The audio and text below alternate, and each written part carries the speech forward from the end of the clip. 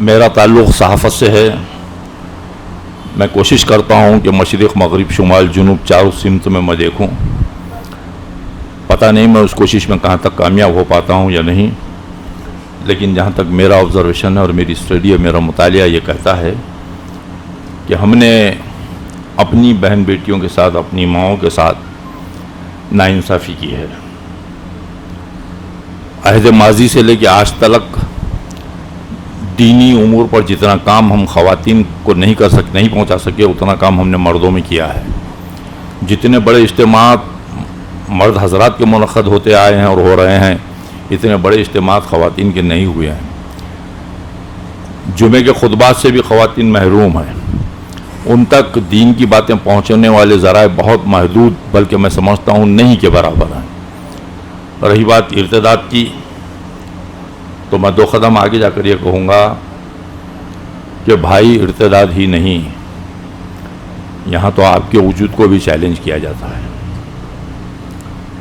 ساری ملت کے وجود کو چیلنج کیا جاتا ہے، اور ایک منظم طریقے سے یہ کوشش کی جاتی ہے کہ ہم مسلمانوں میں خواتین کے لیے ہمارے پاس کوئی مقام نہیں ہے. یہ باور کرانے کے لیے ٹرپل طلاق سے لے کے کئی ایسے موضوعات اٹھائے گئے ہیں جہاں یہ کوشش کی گئی ہے کہ ہماری ماں بہنوں کو یہ میسج پہنچایا جائے کہ آپ کے لوگ آپ کے مخلص نہیں ہیں، بلکہ ہم مخلص ہیں.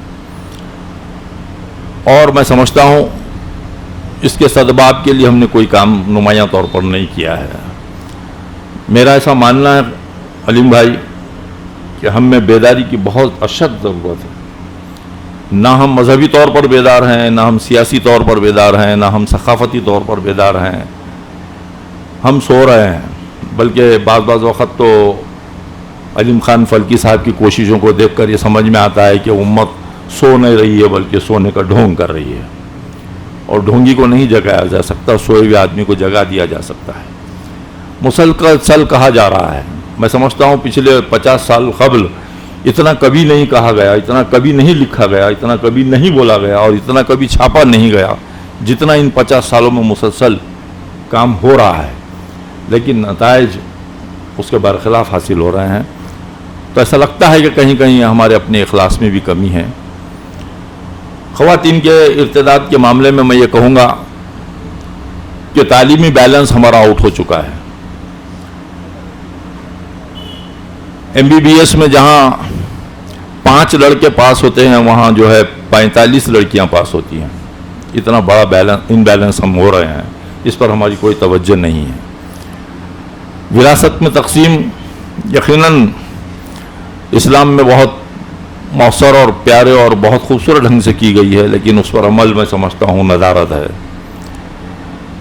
جہیز اور شادی بیاہ سے متعلق جتنی خرافات اور نحوست ہم میں داخل ہوئی ہیں، اس کا بھی ایک بہت بڑا کارن ہے، ایک بہت بڑی وجہ ہے کہ آج ہماری بیٹیاں اپنے آپ کو غیر سیکیور محسوس کر رہی ہیں، غیر محفوظ کر رہی ہیں. انہیں یہ لگ رہا ہے کہ میرے والد اتنا خرچ اٹھا کر میری شادی نہیں کر پائیں گے. انہیں یہ لگ رہا ہے کہ میرا بھائی اتنا پیسہ جمع نہیں کر پائے گا. انہیں یہ لگ رہا ہے کہ ہمارا معاشرہ بنا پیسے کے، بنا دان دہیز کے ہمیں قبول نہیں کر پائے گا. اور میں ناصر خطیب صاحب سے بہت متفق ہوں کہ انہوں نے کہا جو سماج کے بڑے لوگ ہوتے ہیں وہ آئیکن ہوتے ہیں، وہ آئیڈیل ہوتے ہیں. یقین مانیے سماج بڑے لوگوں کو دیکھ کر ہی چلتا ہے، سدھرتا ہے، سنبھلتا ہے. انجم رہبر کا ایک شعر مجھے اس موقع پر یاد آتا ہے. بہت پیاری سی بات اس نے کہی دی ہے کہ جن کے آنگن میں امیری کا شجر لگتا ہے، جن کے آنگن میں امیری کا شجر لگتا ہے، ان کا ہر عیب زمانے کو ہنر لگتا ہے. اور ماں مجھے دیکھ کر ناراض نہ ہو جائے کہیں، سر پر آنچل نہیں ہوتا ہے تو ڈر لگتا ہے. تو جو صاحب استطاعت ہیں، جو ہائیلی ایجوکیٹڈ ہیں، جو ویل ٹو ڈو ہیں، میں سمجھتا ہوں بڑی مجرمانہ غلطیاں ان سے ہو رہی ہیں معاشرے میں. جس شد و مت کے ساتھ معاشرے کے لیے وہ سامنے آنا چاہیے، وہ حضرات آ نہیں پا رہے ہیں. قیادت سے لے کے صحافت تک، اور صحافت سے لے کے مذہبیت تک بڑی محدود سوچ و فکر رکھنے والے، بڑا محدود مطالعہ رکھنے والے، بڑی محدود تعلیم رکھنے والوں کے سروں پر وہ بوجھ ڈال دیا گیا، جو بوجھ دراصل ان دانشوروں کو اٹھانا چاہیے، ان مفکروں کو اٹھانا چاہیے، سماج کے ان ذمہ داروں کو اٹھانا چاہیے.